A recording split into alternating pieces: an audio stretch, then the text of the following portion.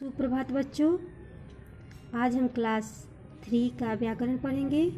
पहला पाठ है भाषा और व्याकरण। इसमें हम जानेंगे कि भाषा किसे कहते हैं, व्याकरण किसे कहते हैं। तो पहले हम भाषा किसे कहते हैं। वह साधन जिसके द्वारा हम अपने मन की बात दूसरों को समझाते हैं तथा दूसरों की बातों को समझते हैं, वह भाषा कहलाता है। ठीक है, तो कुछ उदाहरण है। जैसे यहाँ है, ये कौवे की भाषा है, काँव काँव, कुत्ते की भाषा है भोभो। सबकी अलग अलग भाषाएं होती हैं। तो हमारी भाषा हिंदी है। हमारी भाषा क्या है? हिंदी है। यहाँ है भाषा के रूप। भाषा के रूप, भाषा दो प्रकार के होते हैं, मौखिक और लिखित।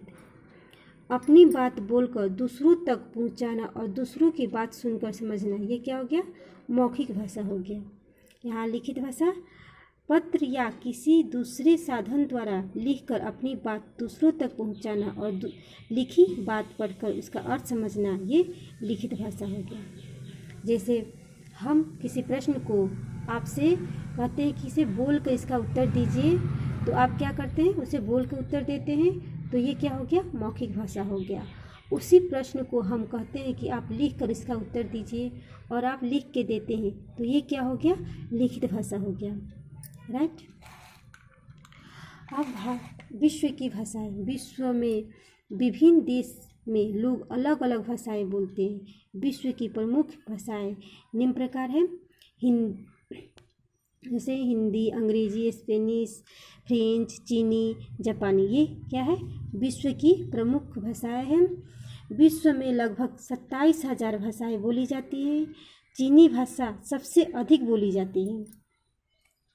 भारतीय भाषाएं, हमारे देश के अलग अलग राज्यों में अलग अलग प्रकार की भाषाएं बोली जाती हैं। जैसे है कर्नाटक में कन्नड़, महाराष्ट्र में मराठी, पश्चिमी बंगाल में बंगला, गुजरात में गुजराती, पंजाब में पंजाबी, केरल में मलयालम, उड़ीसा में उड़िया, राजस्थान में राजस्थानी। अब इसके आगे बढ़ते हैं। लिपि। लिपि किसे कहते हैं? किसी भाषा को लिखने का ढंग या तरीका उसकी लिपि कहलाता है। हिंदी भाषा को अ, आ तथा क, ख, ग, घ आदि ध्वनियों की सहायता से लिखा जाता है। प्रत्येक भाषा की अपनी लिपि होती है। जैसे यहाँ कुछ भाषा है, उसकी अलग लिपि है। हिंदी का देवनागरी है, देवनागरी को हम अ, आ, क, ख, ग है।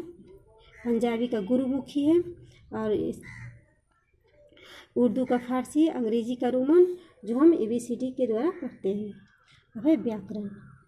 व्याकरण किसे कहते हैं? जिस पुस्तक में किसी भाषा को शुद्ध रूप से बोलने, लिखने तथा पढ़ने के नियम लिखे होते हैं, उसे उस भाषा का व्याकरण कहते हैं। इतना आप पढ़िए, याद कीजिए।